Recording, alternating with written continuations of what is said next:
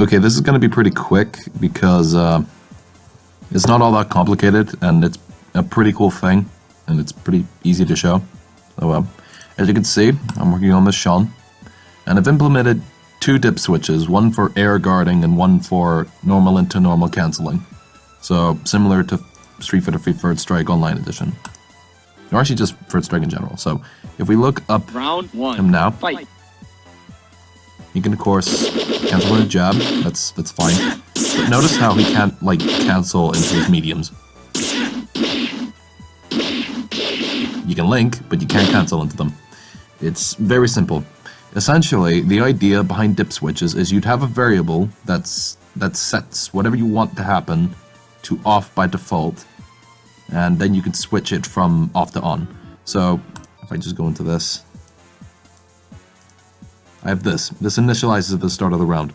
So it initiates these 2 variables, one for air blocking, of which, okay, it's variable 4, sets the value to 1. That's fine.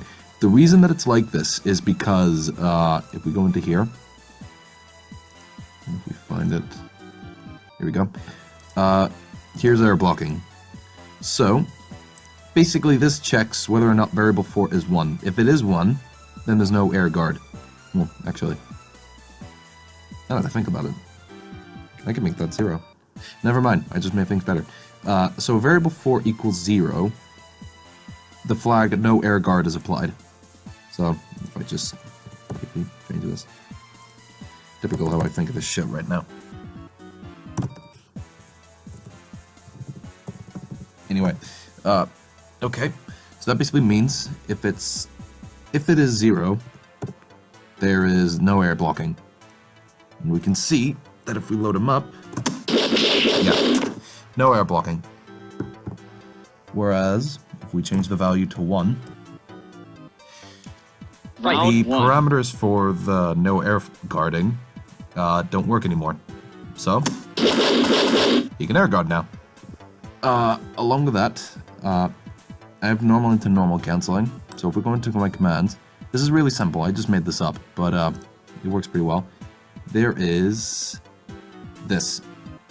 Variable 5 equals 1, and variable 1 equals 1. So actually, that's pretty neat.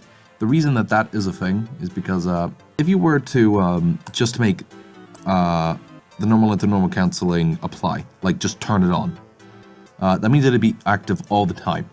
So trigger 4 would be able to activate all the time, like no matter what's going on, and that's a problem. We don't want that to be a thing. So in my attacks, so for instance, this is normal, when the move makes contact, variable 1 and 2 are added. They each get 1. So super and special cancelability.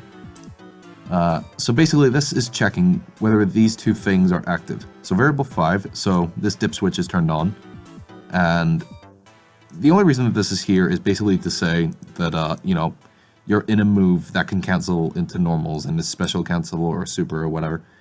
I could, of course, make this a variable in and of itself, but at the moment it works perfectly fine as is, so I'll only adjust it if needed. So, if I turn that on, you do weird shit like this. So there you go.